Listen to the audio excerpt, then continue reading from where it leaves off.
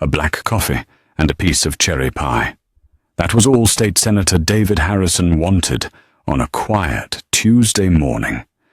But to Officer Mitchell Reynolds, a black man in a tailored charcoal suit sitting in Oakmont's most exclusive diner, wasn't a customer. He was a target. In the next 20 minutes, body cams would capture a gross abuse of power, a pair of steel handcuffs clicking shut, and a single devastating phone call from the governor's mansion that would end a career forever. Listen closely, because the justice served today is absolute. Oakmont County was the kind of affluent, insulated suburb where the tree canopies perfectly shaded the meticulously paved streets, and the neighborhood watch treated an unfamiliar license plate like a 5-alarm fire.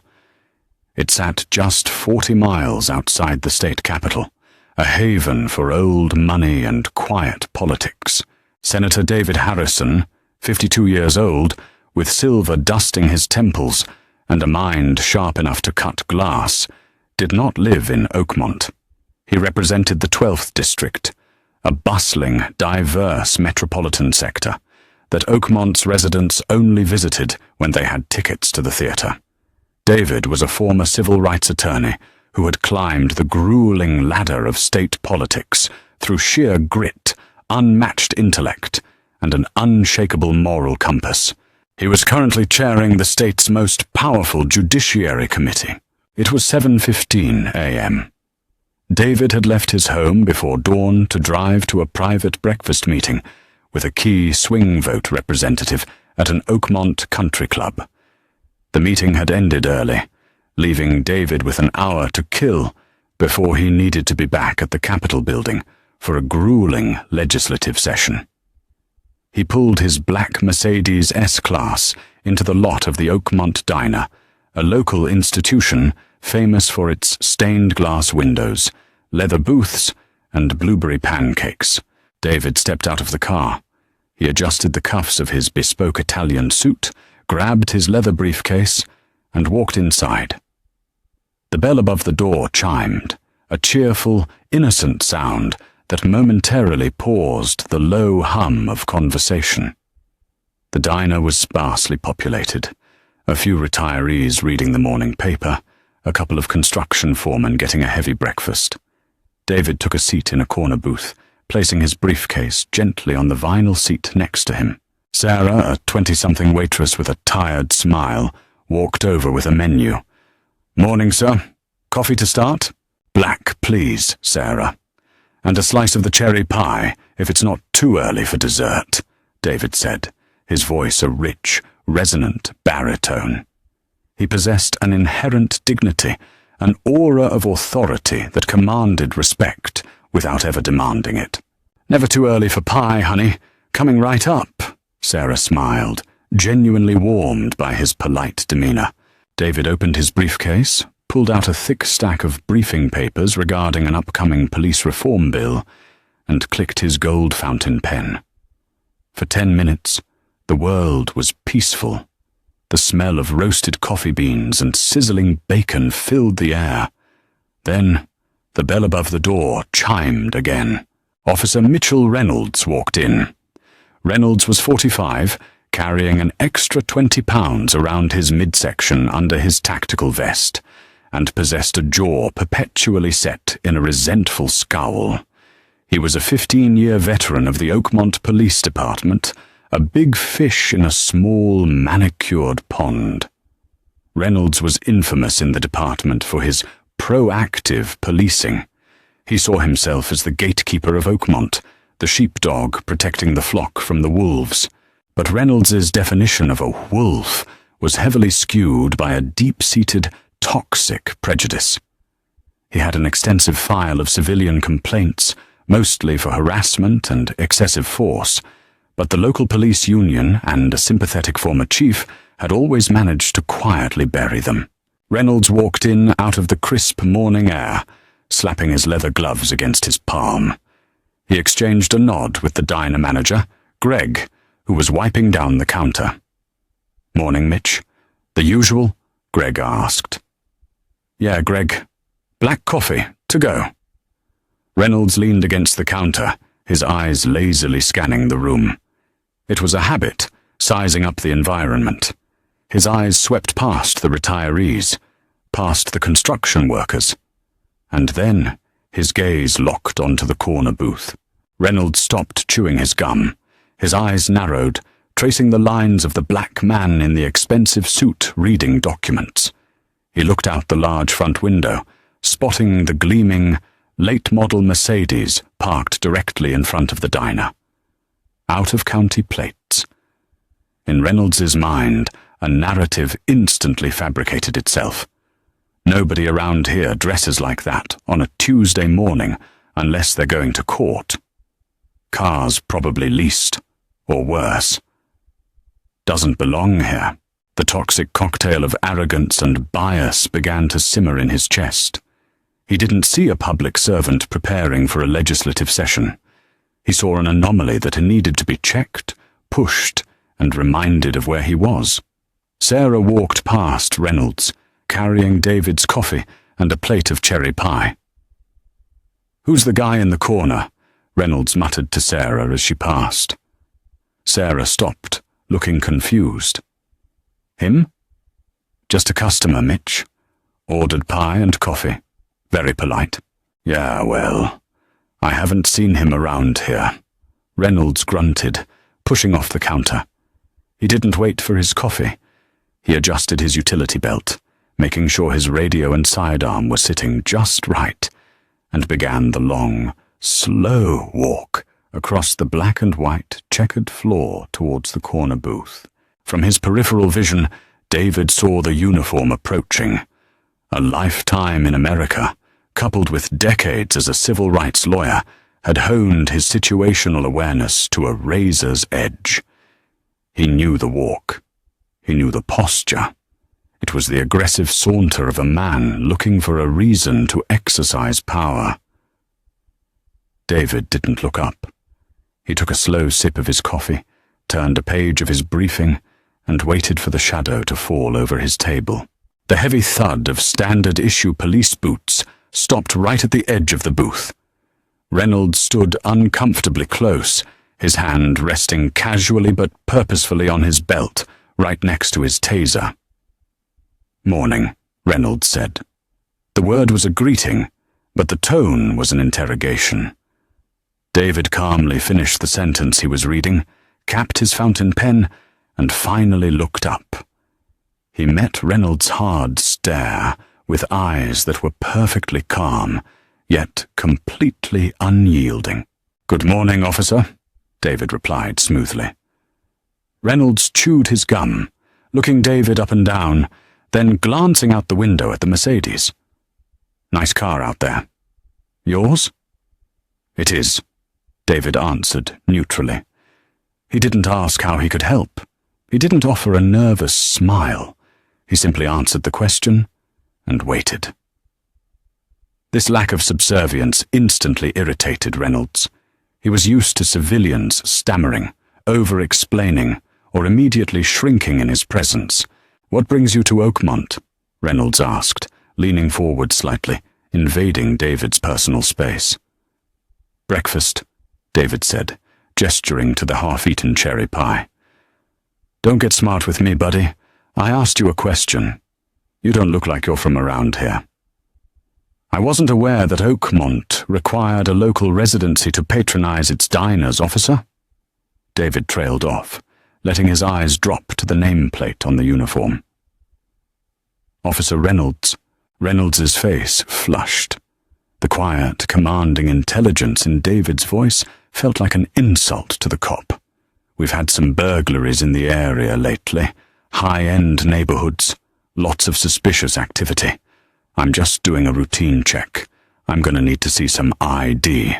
The diner, previously filled with the soft clatter of silverware and quiet chatter, suddenly went dead silent. The retirees at the next table lowered their newspapers.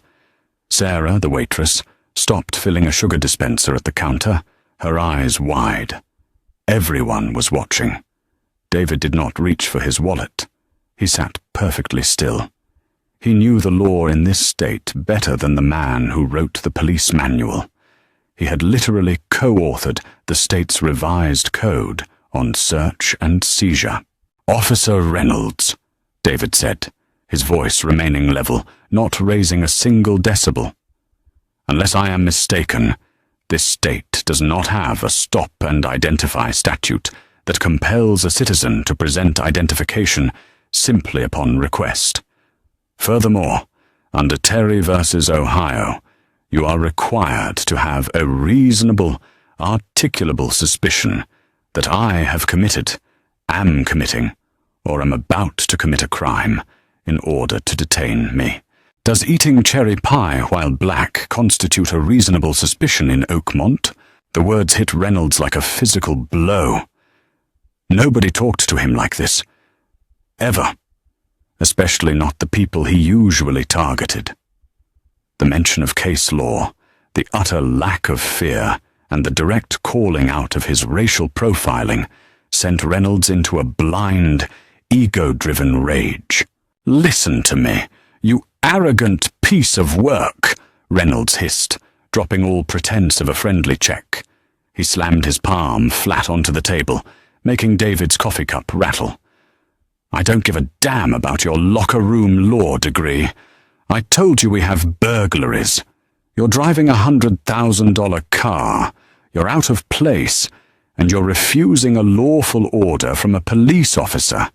Now give me your ID, or things are going to get very ugly, very fast." Greg, the diner manager, hurried out from behind the counter, wiping his hands nervously on his apron.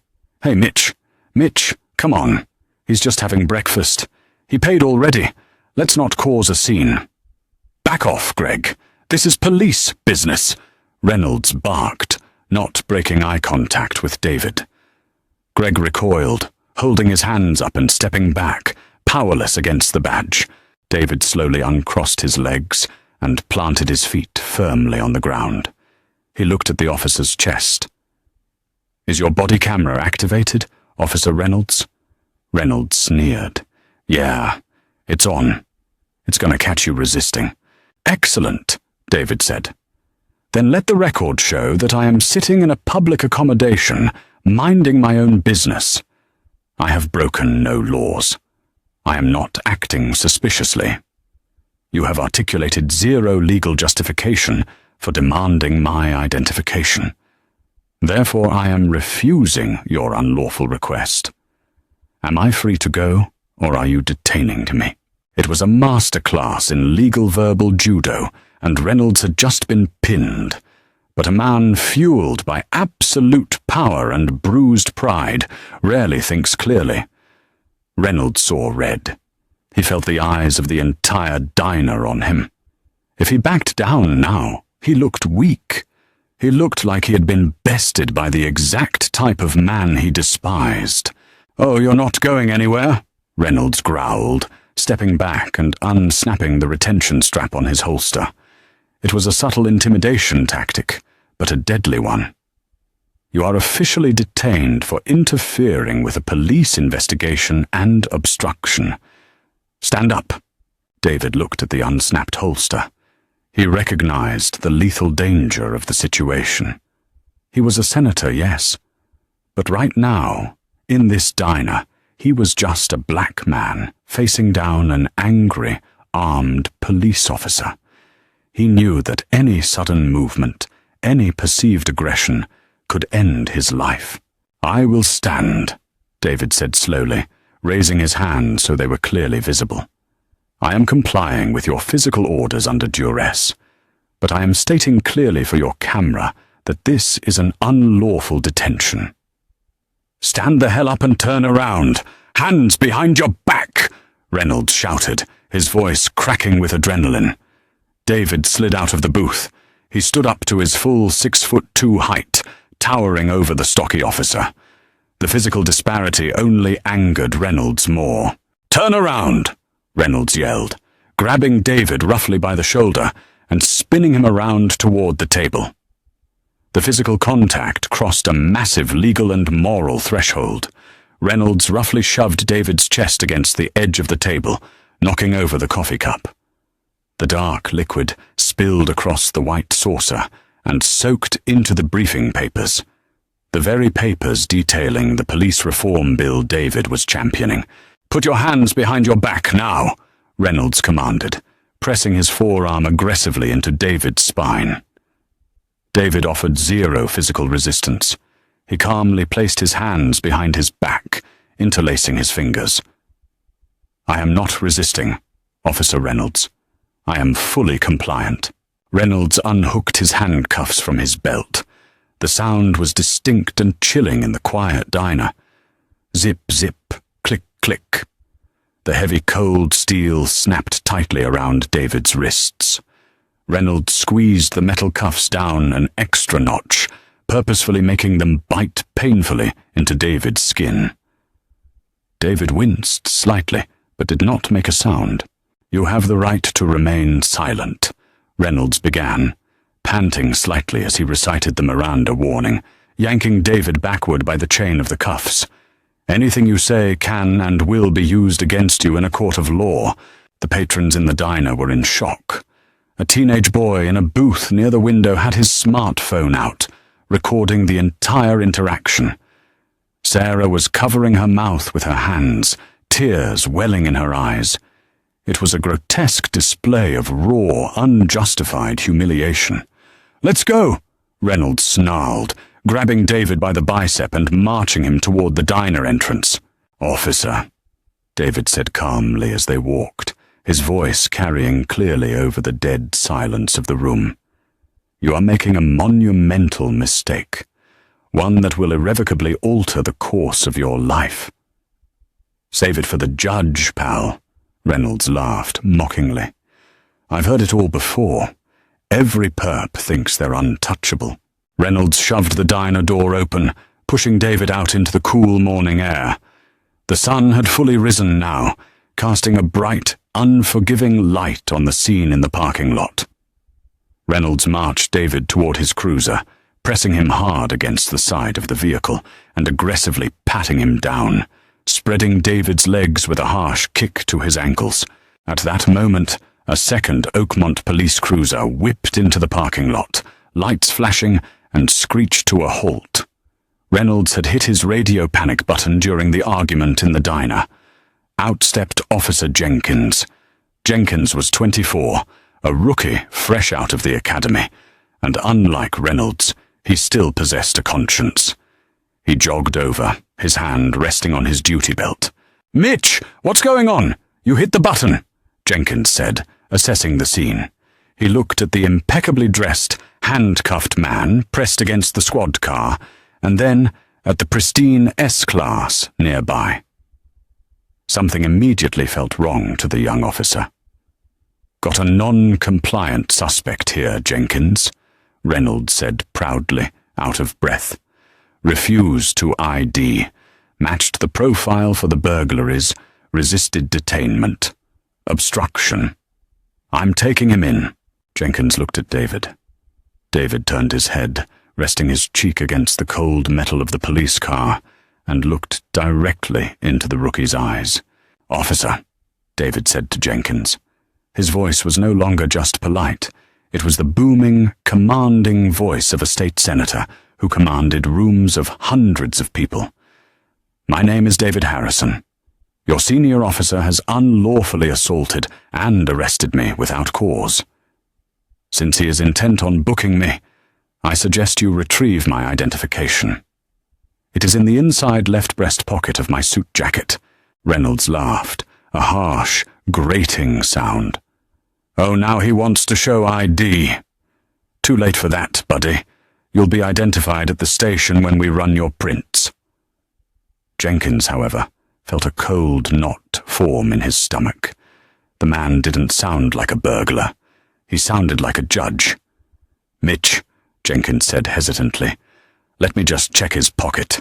Protocol says we should identify before transport if possible." Reynolds rolled his eyes. "Fine. Check his fancy suit. Probably got a fake ID in there anyway." Jenkins stepped forward. "Excuse me, sir," he said respectfully, reaching into the inner pocket of David's Brioni jacket. His fingers brushed against a thick, premium leather wallet. He pulled it out and flipped it open. There, sitting behind a clear plastic window, was not a standard driver's license. It was a solid gold, beautifully embossed identification card. At the top, in bold, unmistakable lettering, it read, State Senate. Below that, a high-quality photograph of the man currently in handcuffs, and below the photo, Senator David Harrison, Chair, Judiciary Committee. Jenkins stopped breathing. The blood completely drained from his face, leaving him a sickly, pale white. His hands began to visibly shake. He stared at the card, read the words 3 times, and then slowly raised his eyes to look at the man pressed against the hood of the car. Mitch, Jenkins stammered, his voice cracking completely. What? Reynolds snapped, adjusting his belt. He got warrants. Tell me he's got warrants.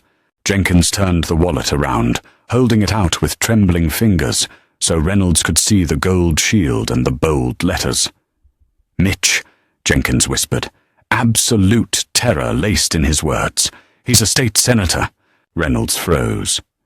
The arrogant smirk vanished from his face, replaced by a sudden, sickening slackness.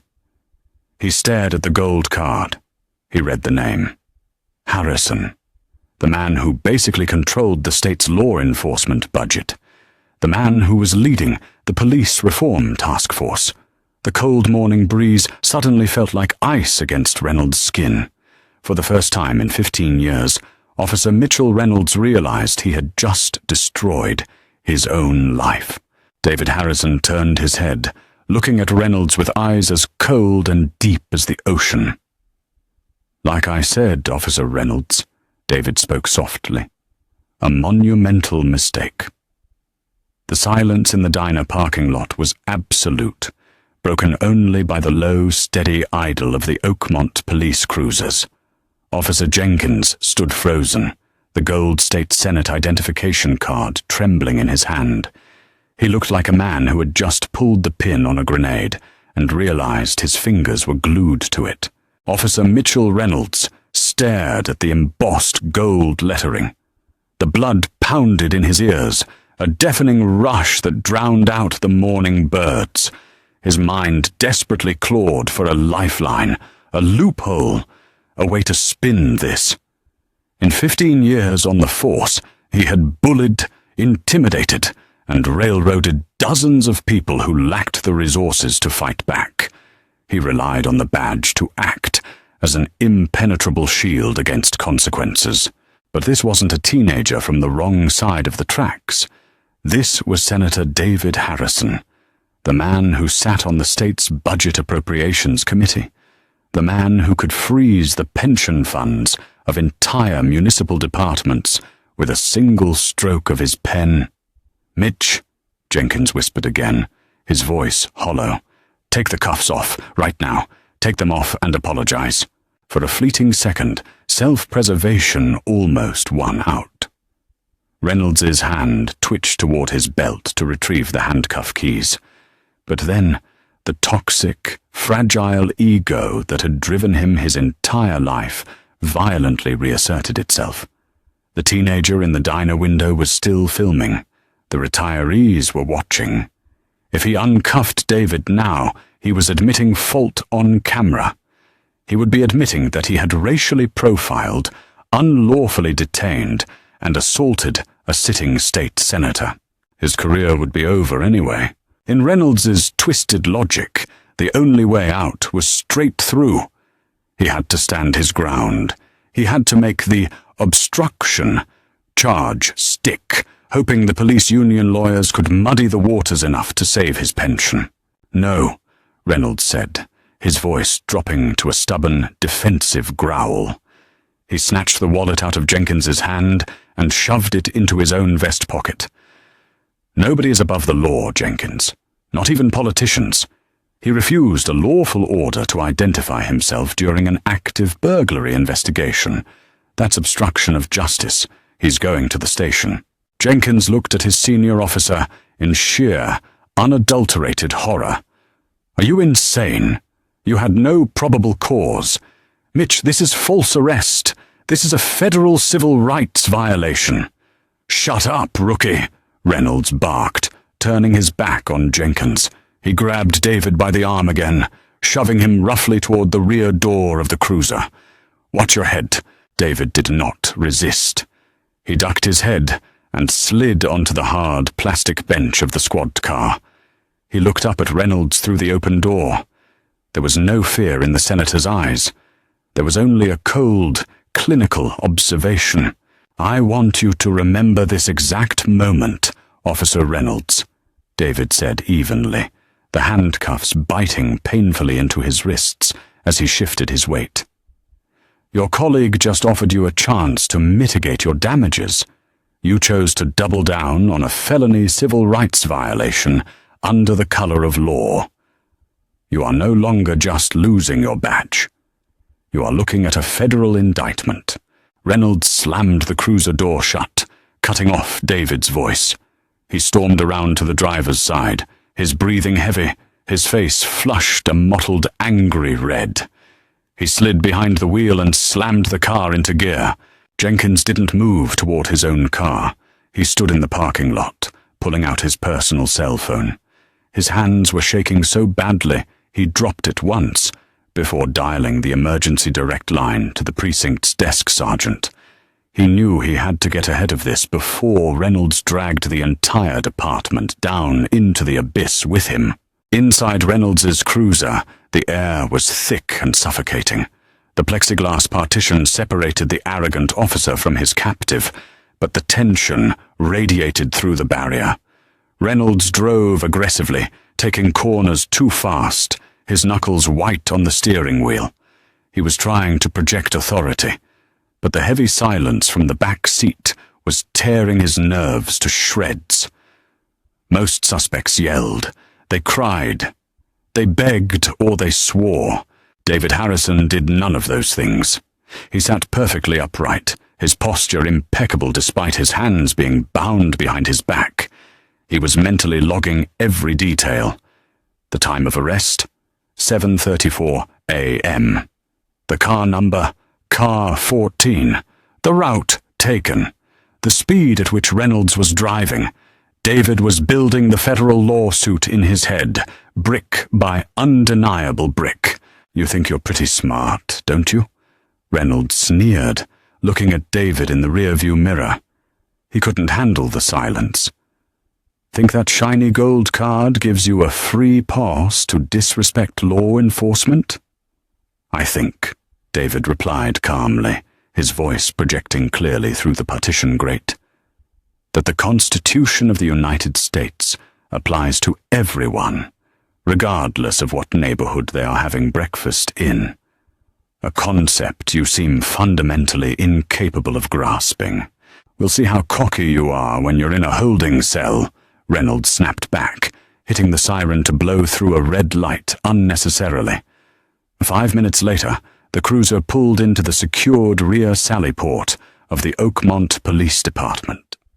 It was a modest, brick-faced building, usually dealing with noise complaints, minor vandalism, and traffic violations. It was completely unequipped for the political hurricane that was currently sitting in the back of car 14. Reynolds got out, opened the rear door, and hauled David out by his jacket collar. "Move," he ordered. They walked through the heavy steel doors into the booking area. The harsh fluorescent lights buzzed overhead. The room smelled of floor wax and stale coffee. At the raised booking desk sat Sergeant William Brody, a 30-year veteran who was 3 months away from a quiet retirement. He was drinking coffee and reading a sports magazine. He looked up as the heavy doors clanged shut. "Morning, Mitch. What do we got?" Brody asked casually, setting his magazine down. He typed his password into the booking computer. "Burglary suspect?" "Obstruction and resisting," Reynolds said loudly, marching David to the booking counter. "Refused to ID, became belligerent." Brody looked at the man in the handcuffs. He took in the ruined, coffee-stained Italian wool suit, the impeccable grooming, and the calm, authoritative demeanor. Brody frowned. In his 3 decades on the job, he had developed a sixth sense for when things were wrong. This felt catastrophically wrong. "Name?" Brody asked, looking at David. Before David could answer, the rear Sallyport doors burst open. Officer Jenkins sprinted into the booking room, completely out of breath, his uniform disheveled. "Sarge! Sarge! Stop!" Jenkins yelled, waving his hands frantically. Brody stood up, his hand dropping to his radio. "Jenkins, what the hell is the matter with you? Catch your breath." Jenkins ran up to the desk, ignoring Reynolds, and looked directly at Brody. "Don't book him, Sarge. Do not put him in the system." "What are you talking about?" Reynolds snarled, stepping toward Jenkins. "I'm the arresting officer. Back off!" Jenkins turned and pointed a trembling finger at Reynolds. "He unlawfully detained him. No probable cause, Sarge. I was there. I saw the whole thing, and—" Jenkins swallowed hard, turning to look at David. "Tell him who you are, sir." David stepped forward, his hands still cuffed behind his back. He looked up at Sergeant Brody. "My name is State Senator David Harrison," David said, his voice echoing in the quiet booking room. "I am the chairman of the Judiciary Committee, and I have just been abducted by your officer." Brody stared at David. The color instantly drained from the old sergeant's face. He knew that name. Every cop in the state knew that name. Brody looked at Reynolds, his eyes wide with a mixture of rage and absolute dread. "Mitch, tell me you didn't." Reynolds jutted his chin out. "He refused an order, Sarge. I'm doing my job." Brody slammed his fist onto the booking desk, the loud crack making both officers jump. "You stupid, arrogant son of a bitch!" Brody roared. "Get the captain down here right now!" Captain Tobias Miller was in the middle of his morning briefing in the upstairs precinct offices when his desk phone blared the emergency internal ring. Annoyed, he picked it up. 10 seconds later, the precinct captain was sprinting down the stairwell, nearly tripping over his own boots. Miller burst into the booking room to find a scene of utter paralysis. Senator David Harrison was standing silently at the counter. Officer Jenkins was leaning against the wall, looking physically ill. Officer Reynolds was standing rigidly, his arms crossed, desperately trying to project defiance while sweat beaded on his forehead. And Sergeant Brody was standing behind the desk, holding his head in his hands. Captain Miller stopped dead in his tracks. He had attended a state law enforcement funding gala just 3 months prior. He had shaken Senator Harrison's hand. He recognized the man instantly.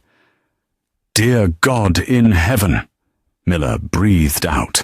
He rushed forward, pushing Reynolds aside so hard the larger officer stumbled.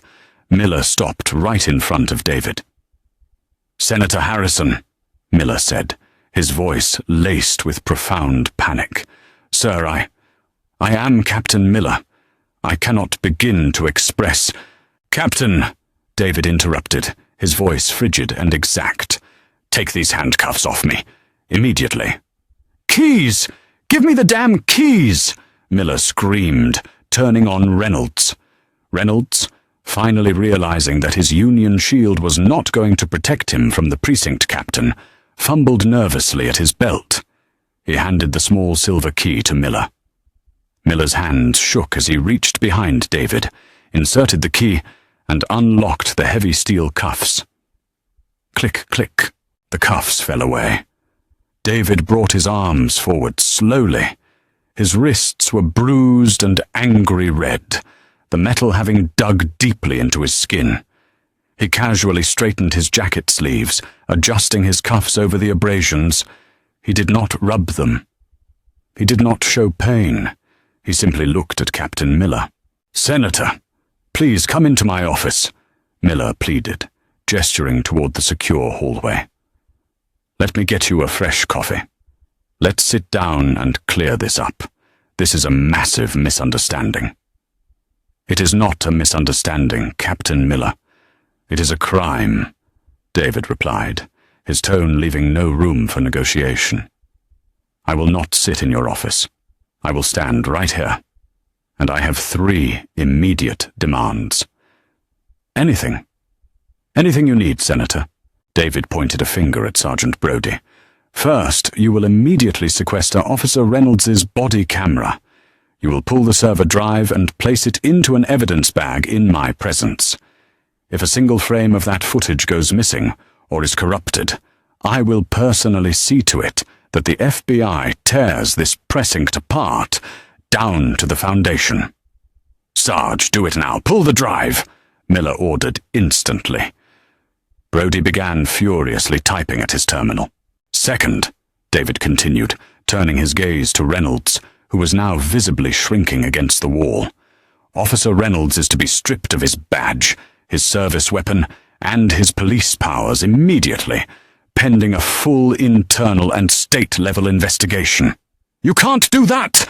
Reynolds shouted, panic finally breaking through his arrogant facade. "Union rules dictate—" "Shut your mouth, Reynolds," Miller roared, his face purple with fury. "Give me your gun, now, and your badge. You're suspended without pay, effective this exact second." Reynolds stared at the captain in disbelief. The safety net was gone. Slowly, with shaking hands, he unbuckled his duty belt and handed it over, followed by the gold shield pinned to his chest. He looked small, suddenly. Stripped of his weapons and his authority, he was just an angry, frightened man who had picked a fight with a titan and lost. "And third," David said, his voice dropping to a dangerous quiet register, "I want my phone. It is in my briefcase, which is currently in the front seat of Officer Reynolds's cruiser." "Jenkins, get the senator's briefcase," Miller snapped. Jenkins sprinted out the Sallyport door. Within 30 seconds, Jenkins returned, carrying the expensive leather briefcase. He handed it to David as if it were made of glass. David placed the briefcase on the booking counter. He clicked the brass locks open, reached inside, and pulled out his smartphone. He ignored the dozen unread messages from his staff, wondering why he wasn't at the Capitol yet. "Are you calling your attorney, Senator?"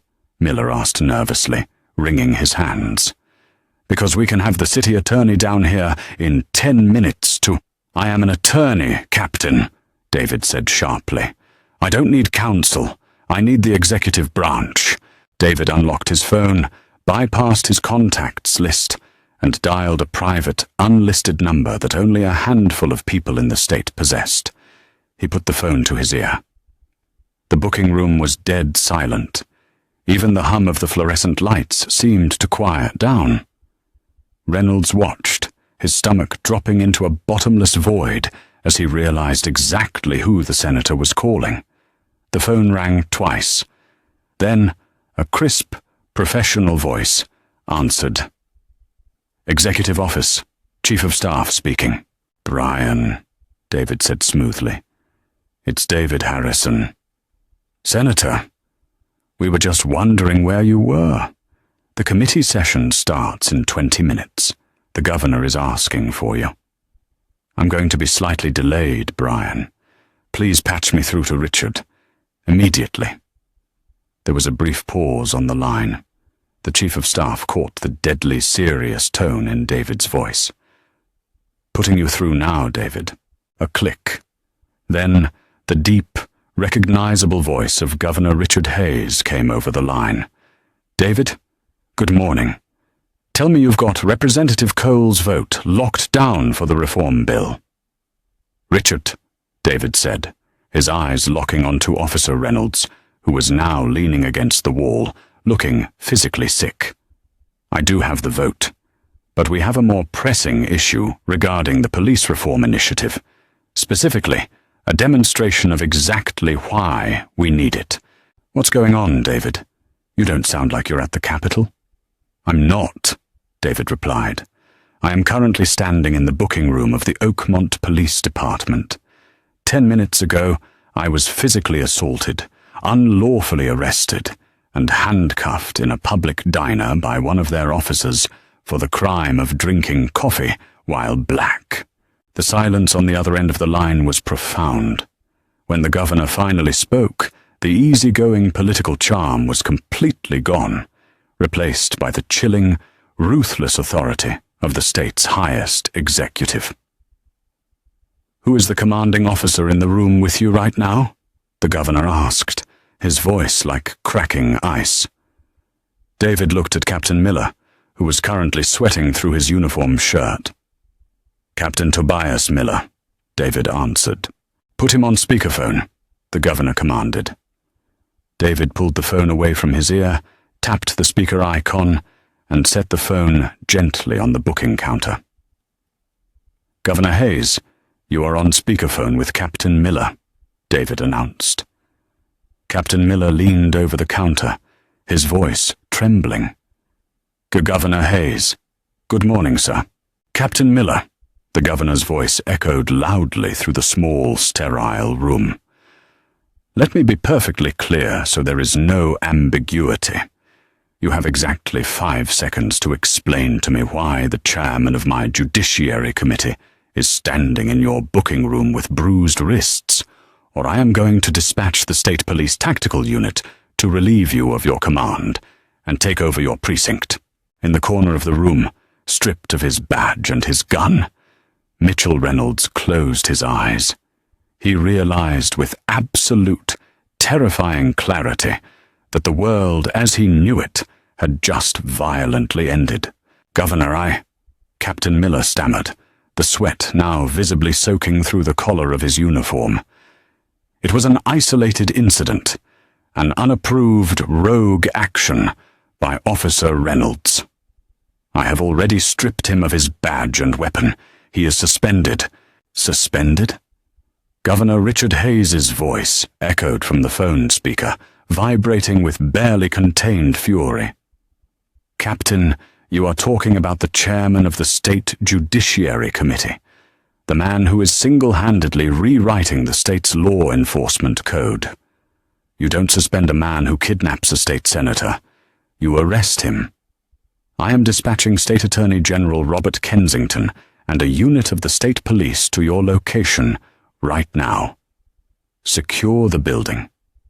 Nobody leaves.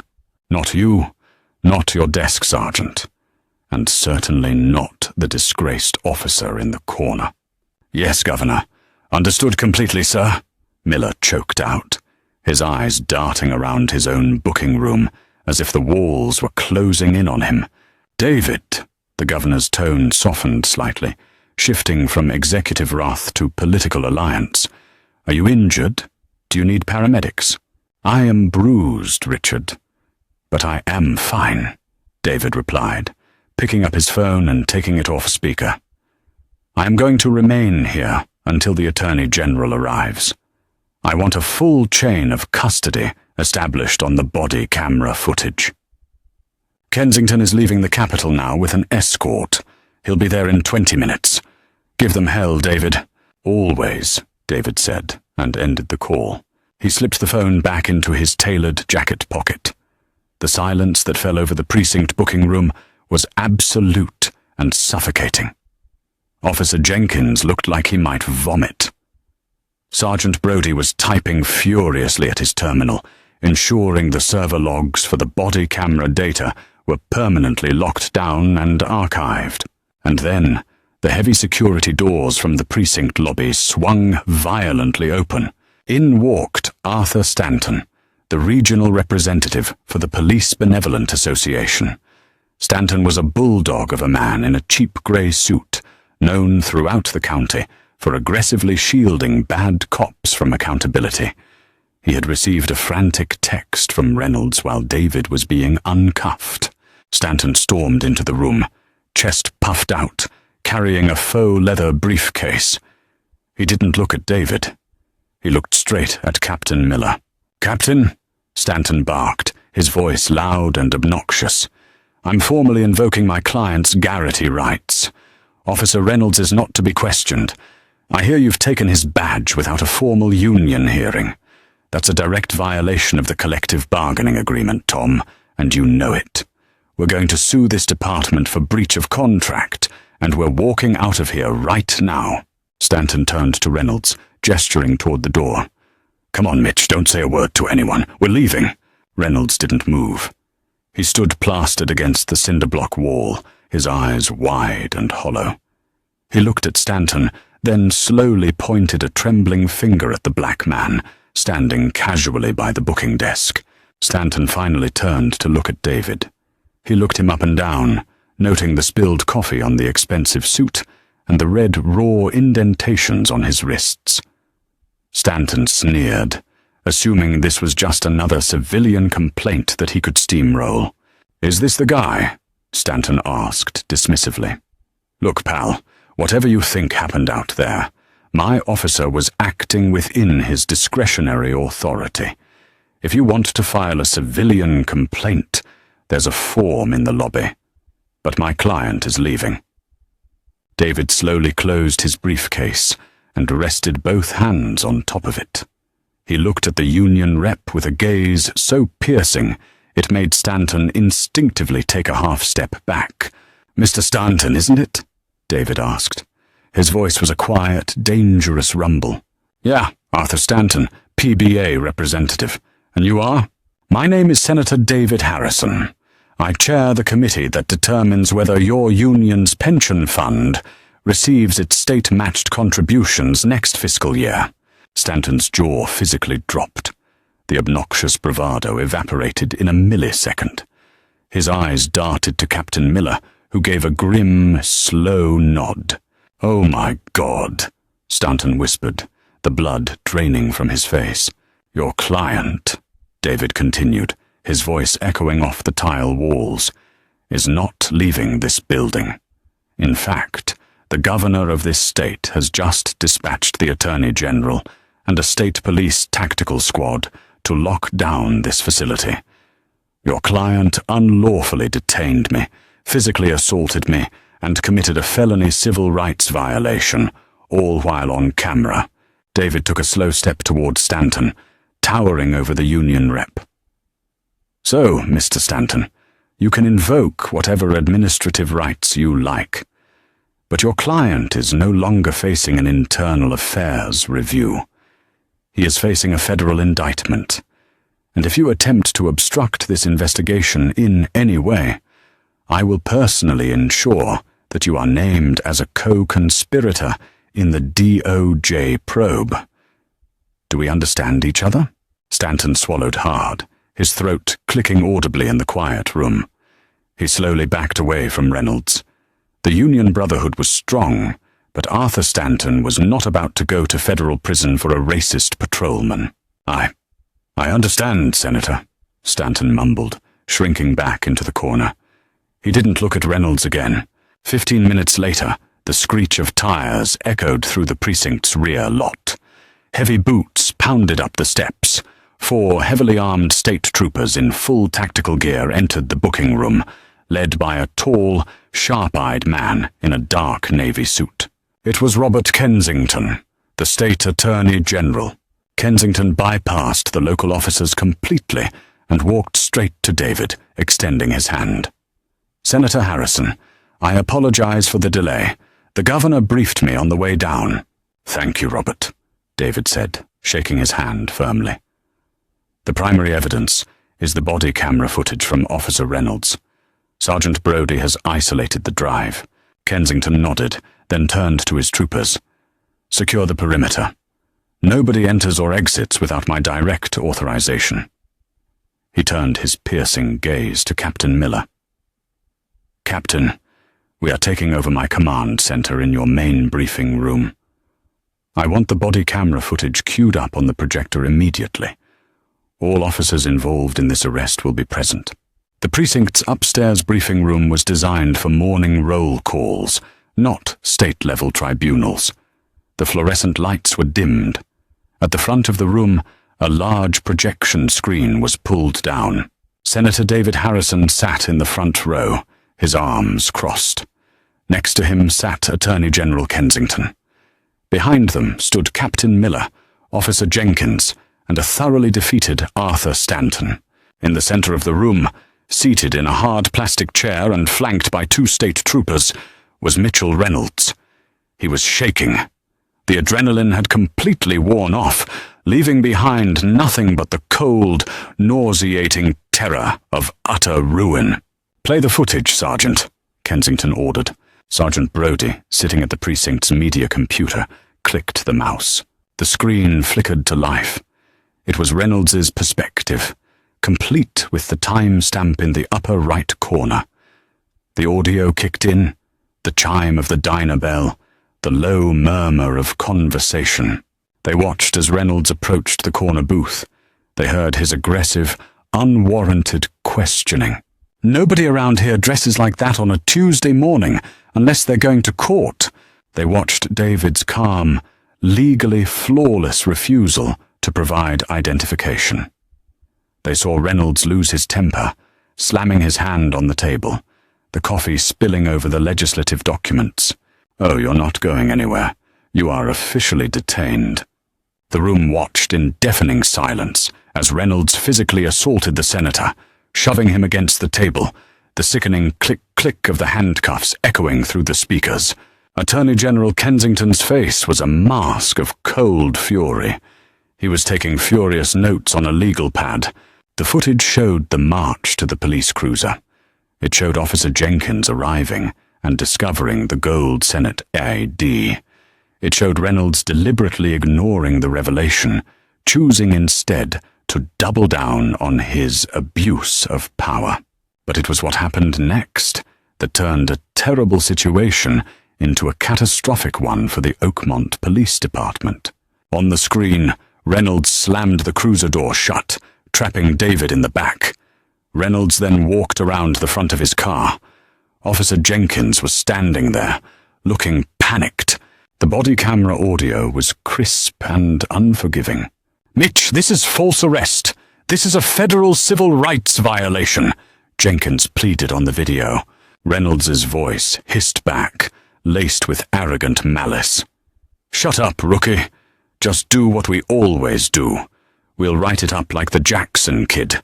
Sprinkle a little powder in the floorboards at the impound, say he matched the description of a fleeing suspect, and lock him up. Judges in this county believe anything I write. We own this town." The video paused. The silence in the briefing room was no longer just tense. It was lethal. David slowly turned his head to look at Captain Miller. Miller looked like he had been shot in the chest. "Captain," David said, his voice deadly quiet. "Who is the Jackson kid?" Miller couldn't speak. He was hyperventilating. Attorney General Kensington stood up slowly. He looked at Reynolds, who was now openly weeping, his face buried in his hands. "The Jackson kid," Kensington said, answering for the captain. "Marcus Jackson, 18 years old, arrested by Officer Reynolds 6 months ago for narcotics possession and resisting arrest. He's currently serving 3 years in the state penitentiary. He claimed the drugs were planted. The department cleared Reynolds of any wrongdoing." David stood up. He walked over to where Reynolds was sitting. The 2 state troopers tensed, but David simply looked down at the sobbing man. "You didn't just profile me, Officer Reynolds," David said, his voice echoing with the weight of absolute justice. "You revealed a systemic pattern of corruption, evidence tampering, and perjury. You thought your badge was a shield, but all it did was record your confession." David turned to the Attorney General. "Robert, I don't just want this man arrested. I want the Department of Justice to tear this entire precinct apart. I want every single arrest report Mitchell Reynolds has filed in the last 15 years audited. I want the Jackson boys' case reopened by tomorrow morning, and I want the mayor of this city in my office by 5 p.m. today." "Consider it done, Senator," Kensington said firmly. He gestured to the troopers. "Arrest Mr. Reynolds. Book him on false imprisonment, assault under the color of law, official misconduct, and conspiracy to commit evidence tampering." The troopers pulled Reynolds to his feet. The man who had terrorized Oakmont for a decade and a half didn't resist. He was broken. The heavy steel of the troopers' handcuffs clicked around his wrists. The poetic justice of the sound was not lost on anyone in the room. As they marched Reynolds out of the briefing room, David picked up his briefcase. He looked at Officer Jenkins, who was still standing by the wall, trembling but standing tall. "Officer Jenkins," David said. Jenkins snapped to attention. "Yes, sir." "You did the right thing today. You tried to stop it. When the state takes over this department, and we will take it over, we will be looking for officers with integrity to rebuild it. Keep your record clean." "I will, Senator. Thank you," Jenkins whispered.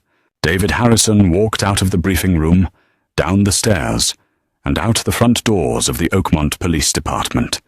The mid-morning sun was shining brightly. His black Mercedes had been driven over from the diner and was waiting for him at the curb, keys in the ignition, courtesy of a terrified desk sergeant. David opened his briefcase, pulled out the coffee-stained briefing papers on the police reform bill, and smoothed them out on the roof of his car. He didn't need the papers anymore. He had all the evidence he needed to pass the bill unanimously.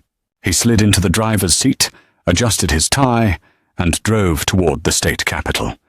Justice had been served in Oakmont, but for Senator David Harrison, the real work was just beginning. Absolute power corrupts, but true justice always leaves a paper trail, or in this case, body cam footage.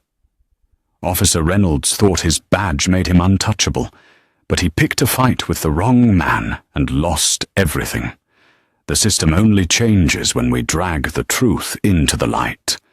If you loved watching arrogance get absolutely dismantled by intellect and authority, hit that like button. Share this story with anyone who loves seeing cars